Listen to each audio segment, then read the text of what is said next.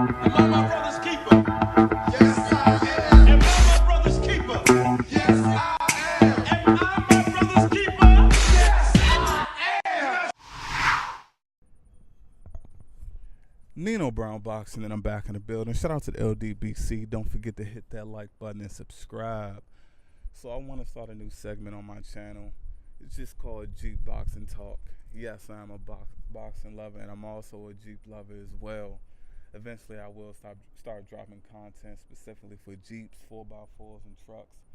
But for now, let's just talk some boxing.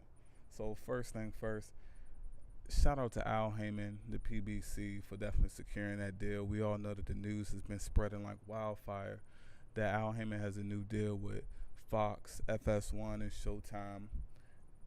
You know, putting out a crazy budget, getting a boatload of dates. Now, first of all, shout out to Finance International Boxing because he broke it down real nice. Basically, 52 dates equals 52 weeks.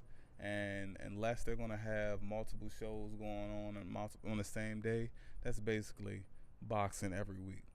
Now, first thing first, I was watching 78 Sports TV video earlier. Shout out to the big homie 78 as well.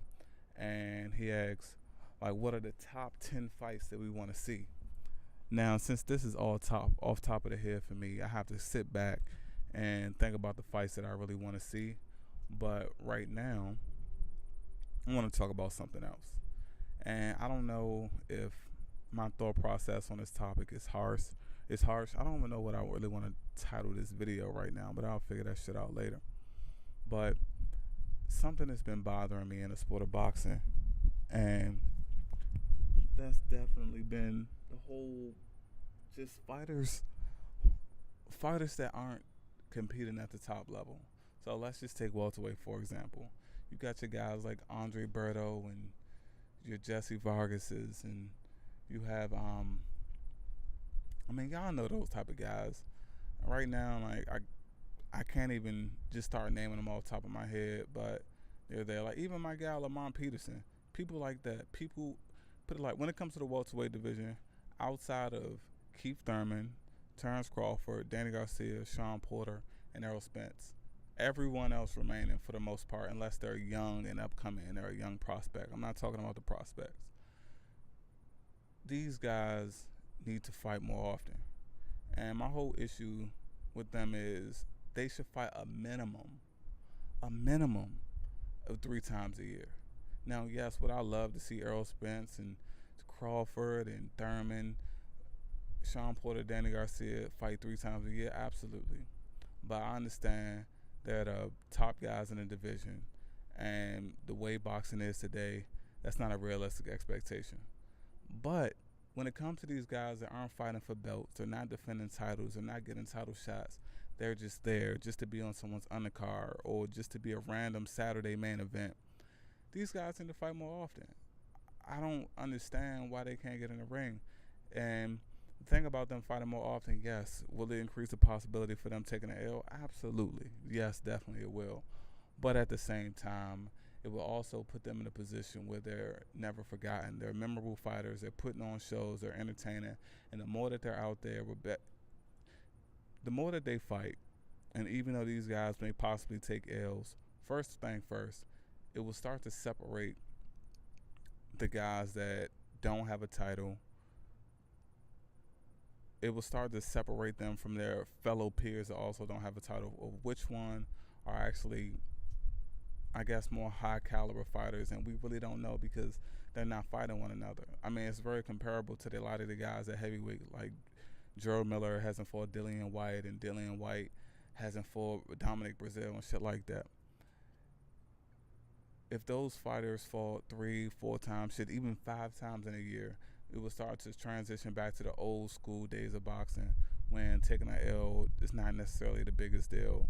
And you don't have to be the champion to be well known. You don't have to be the most popular, flashy, flamboyant fighter to be well known. You're known for what you do, and you're known for being a fighter.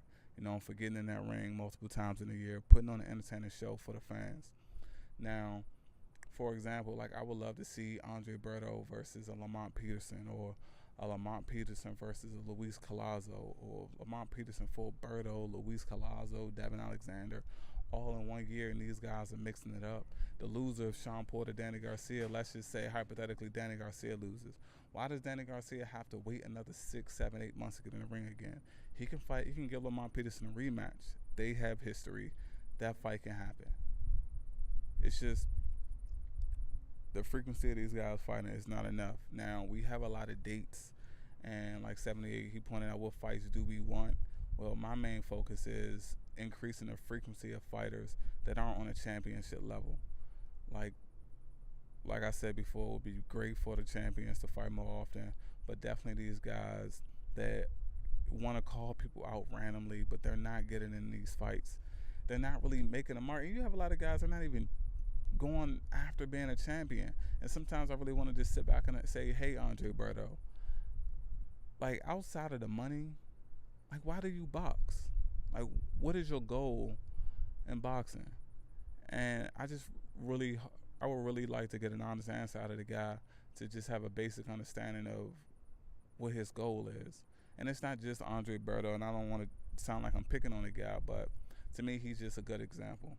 A guy like Devin Alexander is a little different. He came back. He's fighting frequently, but still, like, a fight, even Victor Ortiz, him fighting Lamont Peterson would be a great fight as well. Shit like that just needs to happen. The frequency of these fighters fighting, it should be a minimum of 3 fights per year. If you're not a champion, if you're not a #1 contender, that's just how I feel about it. This is Nino Brown Boxing. This is my Jeep Talk segment. I'll have many more coming. Shout out to the LDBC. If you have any suggestions, just drop it in the comments section. I will be glad to look over and take everything into consideration. Peace.